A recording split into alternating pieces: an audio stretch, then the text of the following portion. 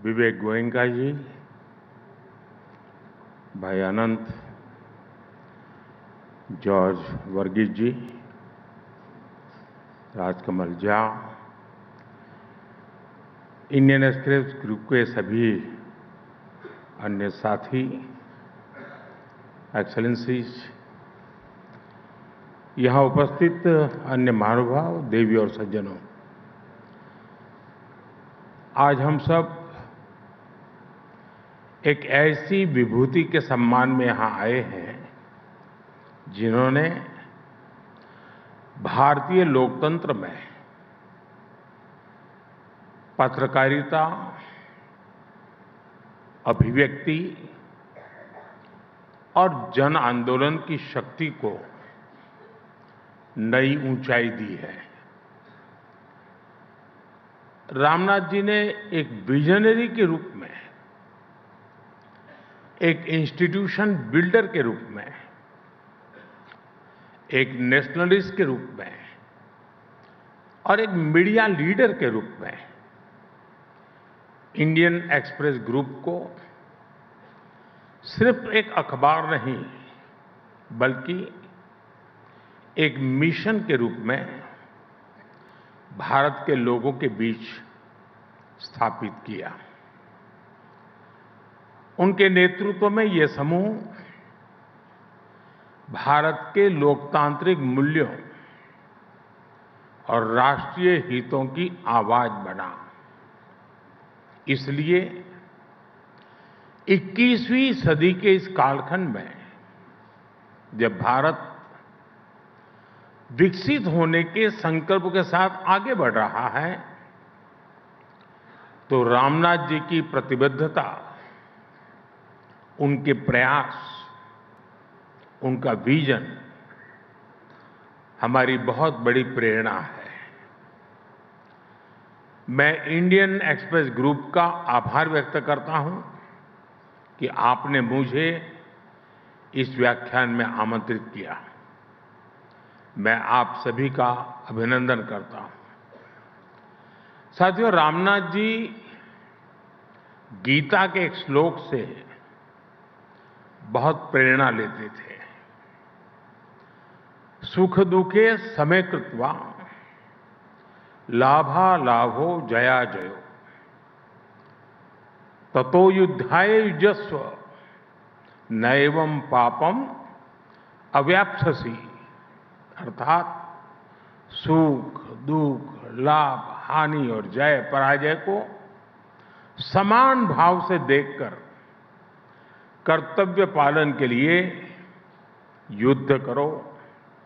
ऐसा करने से तुम पाप के भागी नहीं बनोगे। रामनाथ जी आजादी के आंदोलन के समय कांग्रेस के समर्थक रहे, बाद में जनता पार्टी के भी समर्थक रहे, फिर जनसंघ के टिकट पर चुनाव भी लड़ा। विचारधारा कोई भी हो, उन्होंने देश हित को प्राथमिकता दी। जिन लोगों ने रामनाथ जी के साथ वर्षों तक काम किया है, वो कितने ही किस्से बताते हैं जो रामनाथ जी ने उन्हें बताए थे। आजादी के बाद जब हैदराबाद और रजाकारों को उसके अत्याचार का विषय आया, तो कैसे रामनाथ जी ने सरदार वल्लभ भाई पटेल की मदद की। 70 के दशक में जब बिहार में छात्र आंदोलन को नेतृत्व की जरूरत थी, तो कैसे नानाजी देशमुख के साथ मिलकर रामनाथ जी ने जेपी को उस आंदोलन का नेतृत्व करने के लिए तैयार किया। इमरजेंसी के दौरान जब रामनाथ जी को इंदिरा गांधी के सबसे करीबी मंत्री ने बुलाकर धमकी दी कि मैं तुम्हें जेल में डाल दूंगा, तो इस धमकी के जवाब में रामनाथ जी ने पलटकर जो कहा था, ये सब इतिहास के छिपे हुए दस्तावेज हैं।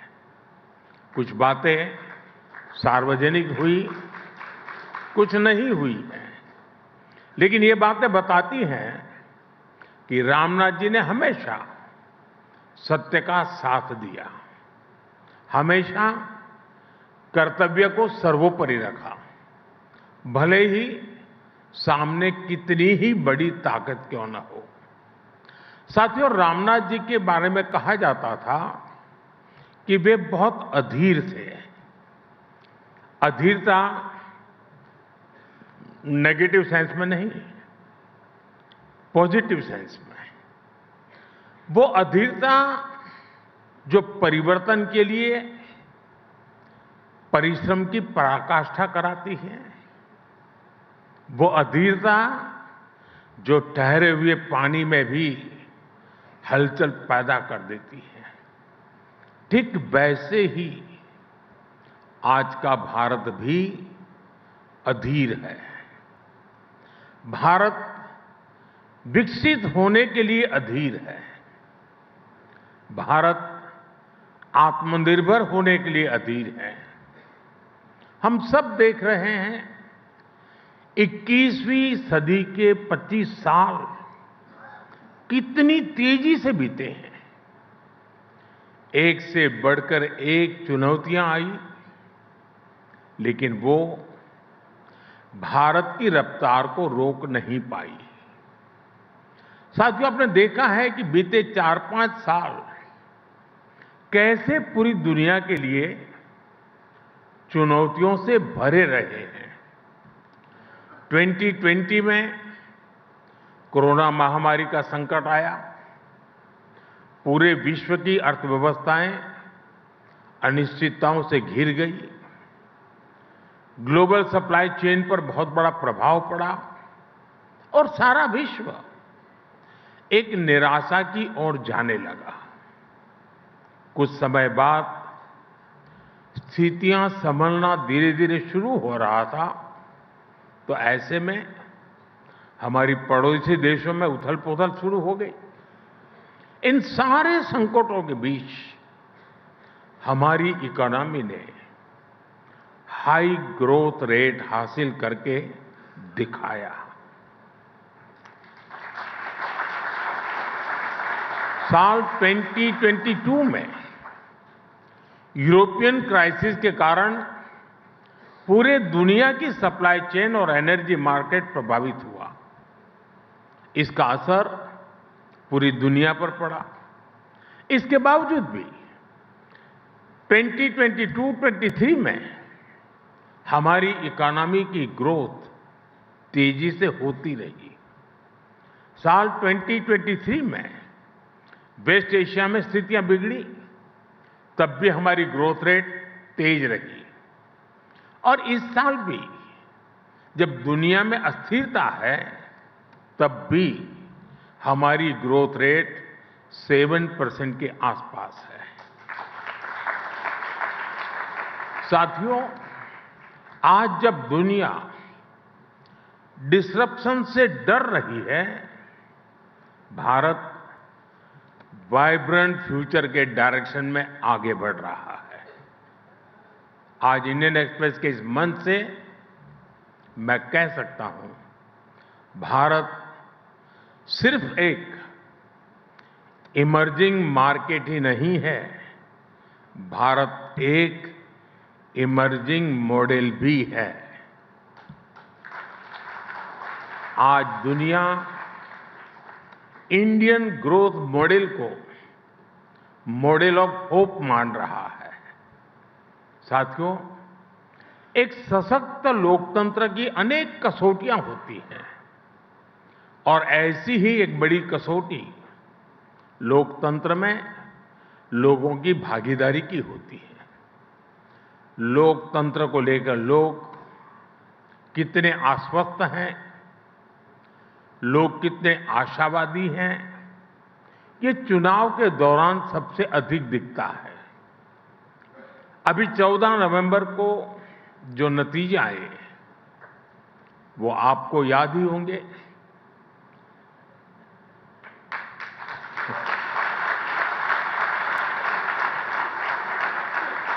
और रामनाथ जी का बिहार सिंध आता रहा था, तो उल्लेख बड़ा स्वाभाविक है।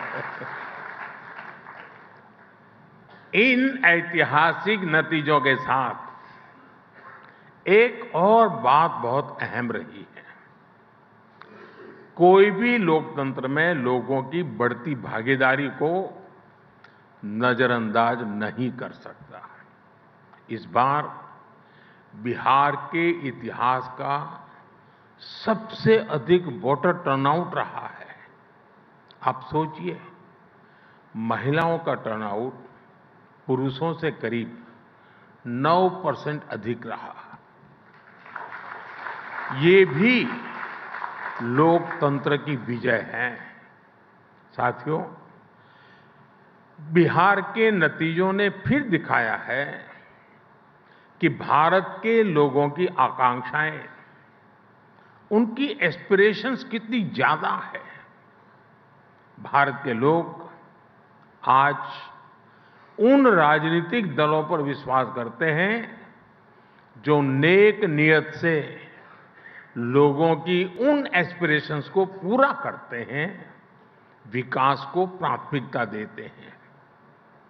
और आज इंडियन एक्सप्रेस के इस मंच से मैं देश की हर राज्य सरकार को, हर दल की राज्य सरकार को बहुत विनम्रता से कहूंगा, लेफ्ट राइट सेंटर, हर विचार की सरकार को मैं आग्रह से कहूंगा, बिहार के नतीजे हमें ये सबक देते हैं कि आप आज किस तरह की सरकार चला रहे हैं।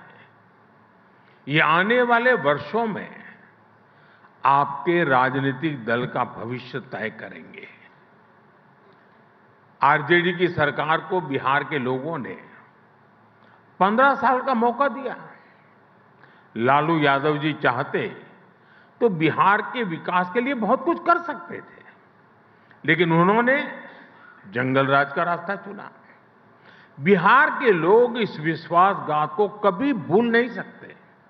इसलिए आज देश में जो भी सरकारें हैं, चाहे केंद्र में हमारी सरकार है या फिर राज्यों में अलग अलग दलों की सरकारें हैं, हमारी सबसे बड़ी प्राथमिकता सिर्फ एक होनी चाहिए, विकास, विकास और सिर्फ विकास।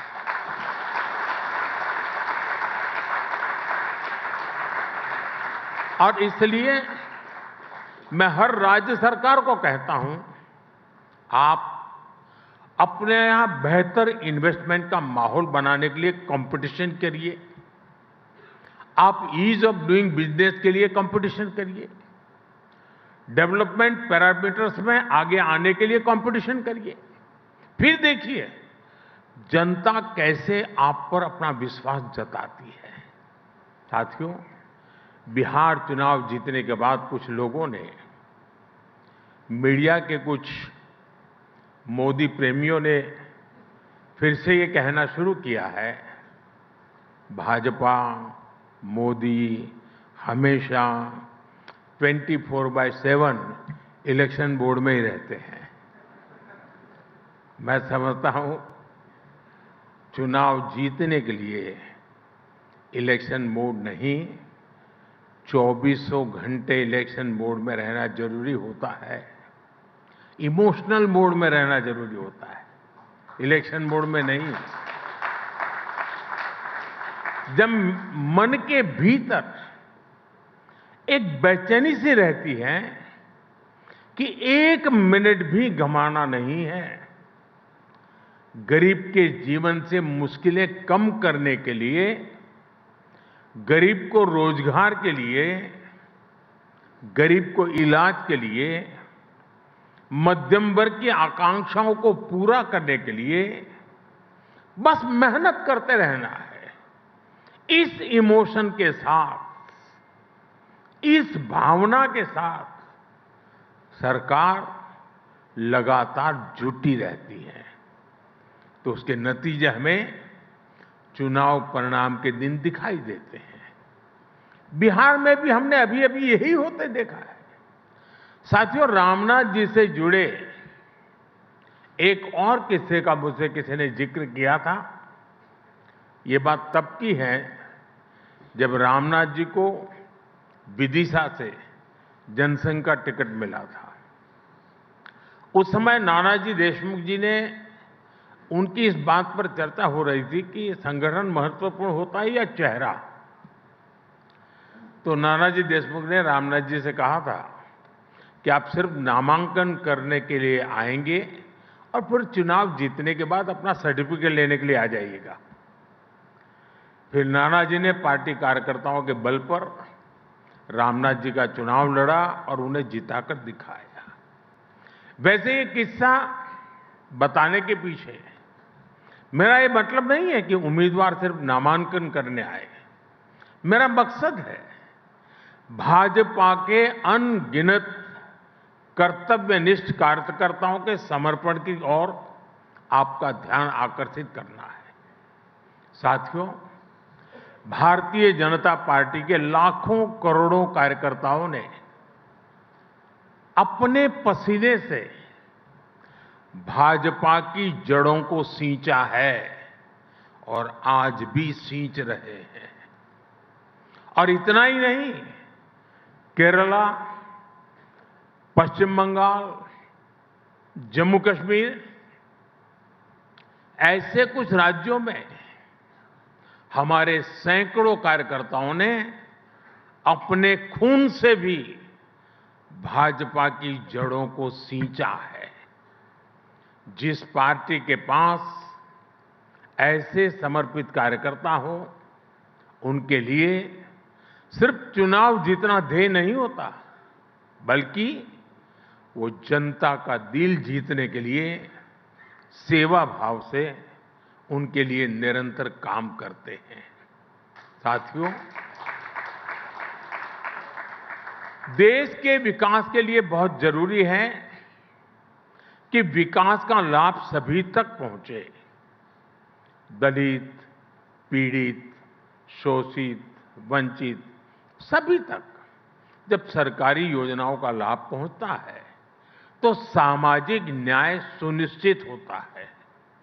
लेकिन हमने देखा कि बीते दशकों में कैसे सामाजिक न्याय के नाम पर कुछ दलों, कुछ परिवारों ने अपना ही स्वार्थ सिद्ध किया है।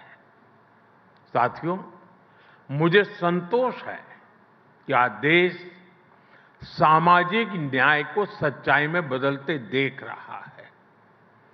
सच्चा सामाजिक न्याय क्या होता है, ये मैं आपको बताना चाहता हूं। 12 करोड़ शौचालयों के निर्माण का अभियान उन गरीब लोगों के जीवन में गरिमा लेकर के आया जो खुले में शौच के लिए मजबूर थे। 57 करोड़ जनधन बैंक खातों ने उन लोगों का फाइनेंशियल इंक्लूजन किया जिनको पहले की सरकारों ने एक बैंक खाते के लायक तक नहीं समझा था। 4 करोड़ गरीबों को पक्के घरों ने गरीबों को नए सपने देखने का साहस दिया, उनकी रिस्क टेकिंग कैपेसिटी बढ़ाई है। साथियों, बीते 11 वर्षों में सोशल सिक्योरिटी पर जो काम हुआ है वो अद्भुत है। आज भारत के करीब 94 करोड़ लोग सोशल सिक्योरिटी नेट के दायरे में आ चुके हैं। और आप जानते हैं 10 साल पहले क्या स्थिति थी? सिर्फ 25 करोड़ लोग सोशल सिक्योरिटी के दायरे में थे, आज 94 करोड़ हैं। यानी सिर्फ 25 करोड़ लोगों तक सरकार की सामाजिक सुरक्षा योजनाओं का लाभ पहुंच रहा था। अब ये संख्या बढ़कर 94 करोड़ पहुंच चुकी है। और यही तो सच्चा सामाजिक न्याय है। और हमने सोशल सिक्योरिटी नेट का दायरा ही नहीं बढ़ाया, हम लगातार सैचुरेशन के मिशन पर काम कर रहे हैं। यानी किसी भी योजना के लाभ से एक भी लाभार्थी छूटे नहीं। और जब कोई सरकार इस लक्ष्य के साथ काम करती है हर लाभार्थी तक पहुंचना चाहती हैं, तो किसी भी तरह के भेदभाव की गुंजाइश भी खत्म हो जाती है। ऐसे ही प्रयासों की वजह से पिछले 11 साल में 25 करोड़ लोगों ने गरीबी को परास्त करके दिखाया है। और तभी आज दुनिया भी ये मान रही है, डेमोक्रेसी डिलीवर्स। साथियों, मैं आपको एक और उदाहरण दूंगा। आप हमारे एस्पिरेशनल डिस्ट्रिक्ट प्रोग्राम का अध्ययन करिए। देश के 100 से अधिक जिले ऐसे थे जिन्हें पहले की सरकारें पिछड़ा घोषित करके भूल गई थी। सोचा जाता था कि यहां विकास करना बड़ा मुश्किल है। अब कौन सर खपाए ऐसे जिलों में? जब किसी अफसर को पनिशमेंट पोस्टिंग देनी होती थी तो उसे उन पिछड़े जिलों में भेज दिया जाता था कि जाओ वहीं रहो। आप जानते हैं इन पिछड़े जिलों में देश की कितनी आबादी रहती थी? देश के 25 करोड़ से ज्यादा नागरिक इन पिछड़े जिलों में रहते थे। साथियों, अगर ये पिछड़े जिले पिछड़े ही रहते तो भारत अगले 100 साल में भी विकसित नहीं हो पाता। इसलिए हमारी सरकार ने एक नई रणनीति के साथ काम करना शुरू किया। हमने राज्य सरकारों को ऑन बोर्ड लिया। कौन सा जिला किस डेवलपमेंट पैरामीटर में कितने पीछे हैं, उसकी स्टडी करके हर जिले के लिए एक अलग रणनीति बनाई। देश के बेहतरीन अफसरों को, ब्राइट और इनोवेटिव यंग माइंड्स को वहां नियुक्त किया। इन जिलों को पिछड़ा नहीं, एस्पिरेशनल माना। और आज देखिए, देश के ये एस्पिरेशनल डिस्ट्रिक्ट्स कितने ही डेवलपमेंट पैरामीटर्स में अपने ही राज्यों के दूसरे जिलों से बहुत अच्छा करने लगे हैं। छत्तीसगढ़ का बस्तर, वो आप लोगों को तो बड़ा फेवरेट है।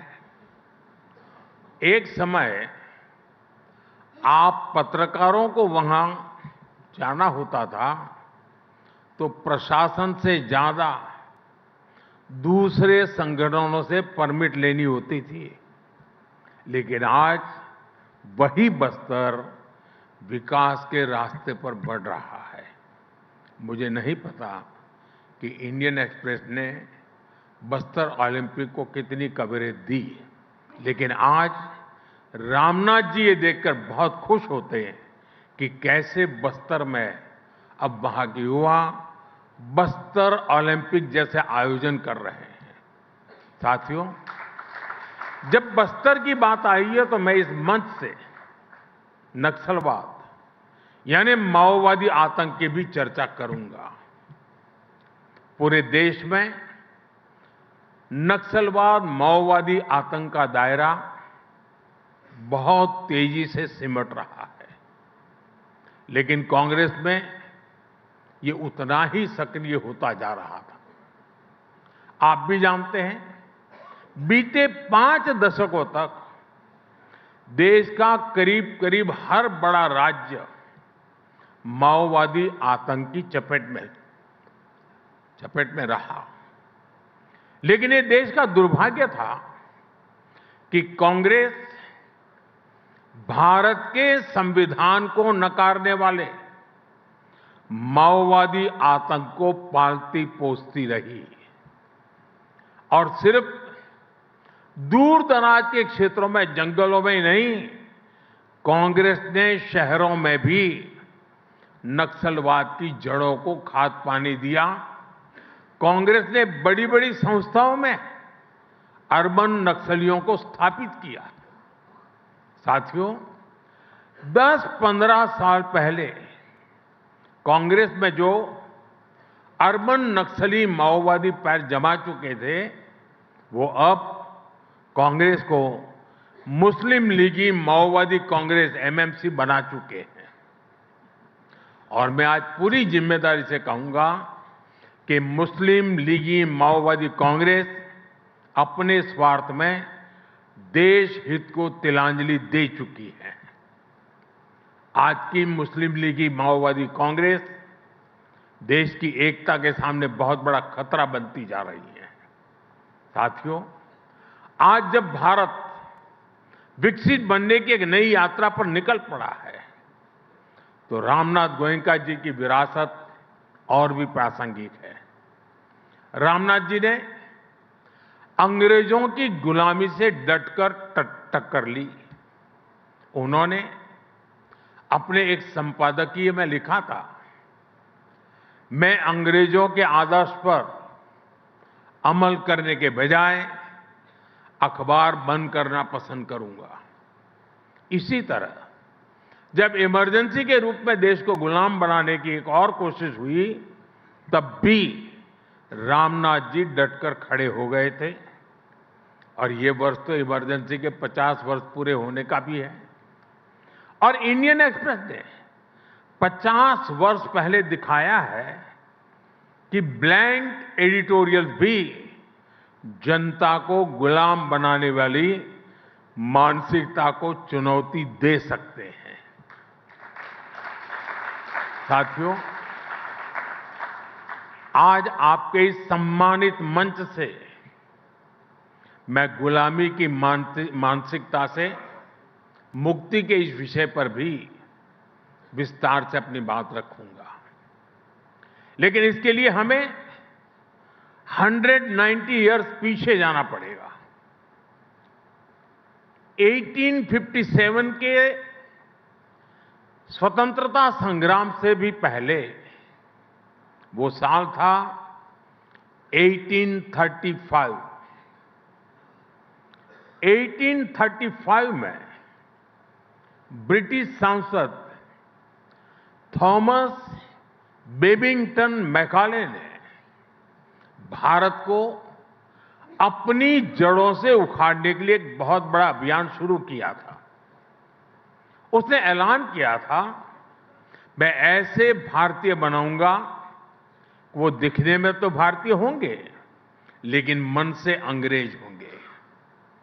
और इसके लिए मैकाले ने भारतीय शिक्षा व्यवस्था में आमूलचूल परिवर्तन नहीं बल्कि उसका समूल नाश कर दिया। खुद गांधी जी ने भी कहा था कि भारत की प्राचीन शिक्षा व्यवस्था एक सुंदर वृक्ष थी जिसे जड़ से हटाकर नष्ट कर दिया। साथियों, भारत की शिक्षा व्यवस्था में हमें अपनी संस्कृति पर गर्व करना सिखाया जाता था। भारत की शिक्षा व्यवस्था में पढ़ाई के साथ ही कौशल पर भी उतना ही जोर था। इसलिए मैकाले ने भारत की शिक्षा व्यवस्था की कमर तोड़ने की ठानी और उसमें सफल भी रहा। मैकाले ने यह सुनिश्चित किया कि उस दौर में ब्रिटिश भाषा, ब्रिटिश सोच को ज्यादा मान्यता मिले और उसका खामियाजा भारत ने आने वाली सदियों में उठाया। साथियों, मैकाले ने हमारे आत्मविश्वास को तोड़ दिया, हमारे भीतरहीन भावना का संचार किया। मैकाले ने एक झटके में हजारों वर्षों के हमारे ज्ञान विज्ञान को, हमारी कला संस्कृति को, हमारी पूरी जीवन शैली को ही कूड़ेदान में फेंक दिया था। वहीं पर वो बीज पड़े कि भारतीयों को अगर आगे बढ़ना है, अगर कुछ बड़ा करना है, तो विदेशी तौर तरीकों से ही करना होगा। और ये जो भाव था वो आजादी मिलने के बाद भी और पुख्ता हुआ। हमारी एजुकेशन, हमारी इकोनॉमी, हमारी समाज के एस्पिरेशन सब कुछ विदेशों के साथ जुड़ गई। जो अपना है उस पर गौरव करने का भाव कम होता गया। गांधी जी ने जिस स्वदेशी को आजादी का आधार बनाया था उसको पूछने वाला ही कोई नहीं रहा। हम गवर्नेंस के मॉडल विदेश में खोजने लगे। हम इनोवेशन के लिए विदेश की तरफ देखने लगे। यही मानसिकता रही जिसकी वजह से इंपोर्टेड आइडिया, इंपोर्टेड सामान और सर्विस सभी को श्रेष्ठ मानने की प्रवृत्ति समाज में स्थापित हो गई। साथियों, जब आप अपने देश को सम्मान नहीं देते हैं तो आप स्वदेशी इकोसिस्टम को नकारते हैं, made in India manufacturing ecosystem को नकारते हैं। मैं आपको एक और उदाहरण टूरिज्म की बात करता हूं। आप देखेंगे कि जिस भी देश में टूरिज्म फला फूला वो देश, वहां के लोगों को अपनी ऐतिहासिक विरासत पर गर्व करते हैं। हमारे यहां इसका उल्टा ही हुआ।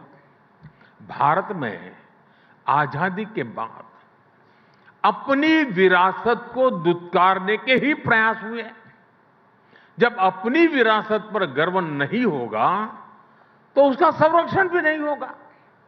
जब संरक्षण नहीं होगा तो हम उसको ईंट पत्थर के खंडहरों की तरह ही ट्रीट करते रहेंगे। और ऐसा हुआ भी। अपनी विरासत पर गर्व होना टूरिज्म के विकास के लिए भी आवश्यक शर्त है। साथियों, ऐसे ही स्थानीय भाषाओं की बात है। किस देश में ऐसा होता है कि वहां की भाषाओं को दुत्कारा जाता है? जापान, चीन और कोरिया जैसे देश, जिन्होंने देश के अनेक तौर तरीके अपनाए, लेकिन भाषा फिर भी अपनी ही रखी, अपनी भाषा पर कॉम्प्रोमाइज नहीं किया। इसलिए हमने नई नेशनल एजुकेशन पॉलिसी में स्थानीय भाषाओं में पढ़ाई पर विशेष बल दिया है। और मैं बहुत स्पष्टता से कहूंगा, हमारा विरोध अंग्रेजी भाषा से नहीं है, हम भारतीय भाषाओं के समर्थन में हैं। साथियों, मैकाले द्वारा किए गए उस अपराध को 1835 में जो अपराध किया गया, 2035 10 साल के बाद 200 साल हो जाएंगे। और इसलिए आज आपके माध्यम से पूरे देश से एक आह्वान करना चाहता हूं। अगले 10 साल में हमें संकल्प लेकर चलना है कि मैकाले ने भारत को जिस गुलामी की मानसिकता से भर दिया है, उस सोच से मुक्ति पाकर के रहेंगे। 10 साल हमारे पास बड़े महत्वपूर्ण हैं।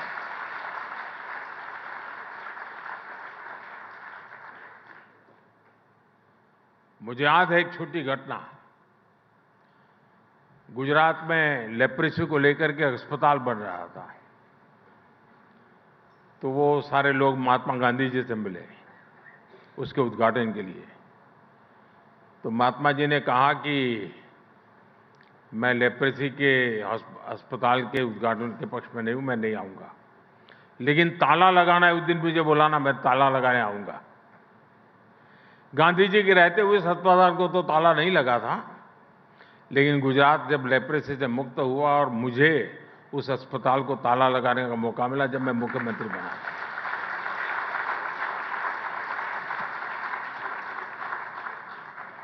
(1835) से शुरू हुई यात्रा 2035 तक हमें खत्म करके रहना है। जी, गांधी जी का जैसे सपना था कि मैं ताला लगाऊंगा, मेरा भी सपना है कि हम ताला लगाएंगे।